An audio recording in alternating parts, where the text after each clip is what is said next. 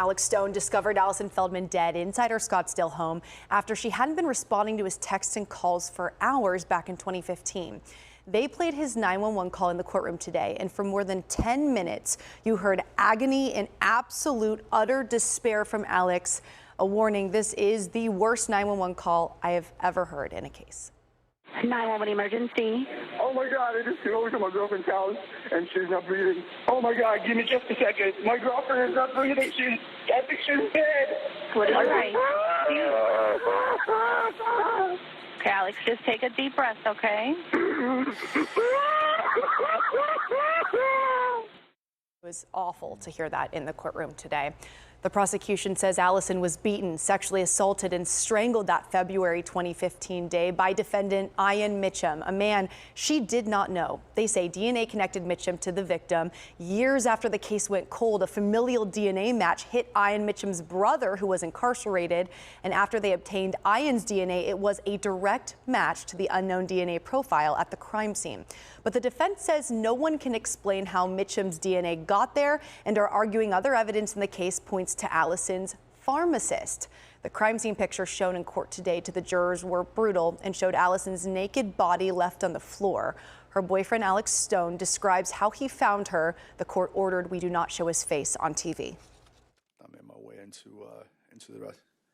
the rest of the house. Okay.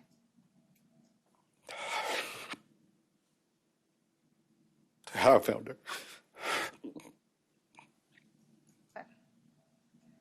And when you say you found her, you're talking about Allison. I found Alice on the floor with no clothes on.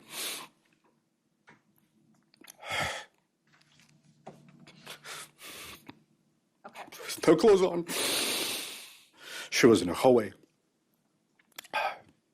And you mentioned that she was in a hallway. I'm sorry. Okay. And you mentioned that she had no clothes on? She did not have any clothes on. Were you able to see her face? I was not. There was a rug over her face. I couldn't see her face. You could just hear in his voice how difficult that was on the stand 11 years later. Even more heartbreaking for Alex, he was planning on proposing to Allison that summer. This trial is likely to last up to 6 months, and if convicted, Ian Mitchum could face the death penalty. Guys. Oh my gosh, how traumatic for him to have to relive and listen to his own 911 call from that day as well.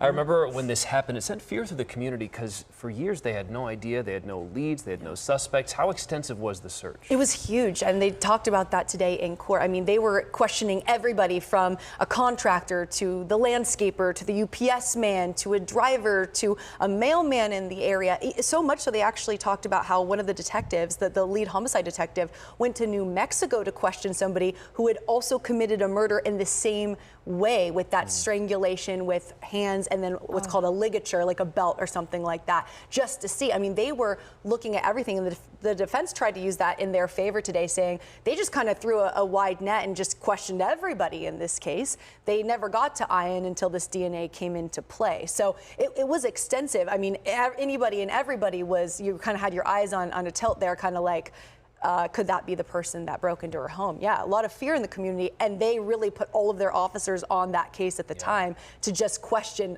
literally anybody, even door to door. Looking for leads. Looking for leads, right? And it took years, though, to get that DNA hit. You're going to talk to the family on this week's True Crime AZ Live. Yes, so we've talked to Allison's dad, Harley, for years. I mean, he's just a great guy. He is an advocate for other cases now. Of course, now, more than a decade later, finally his daughter's chance in court. He's going to be coming on True Crime AZ Live with me tomorrow night to discuss everything in court so far this week. Finally, a long time coming for him. Yeah, the week they've been waiting for. An emotional week, an emotional start to that. Brianna, thank you very much.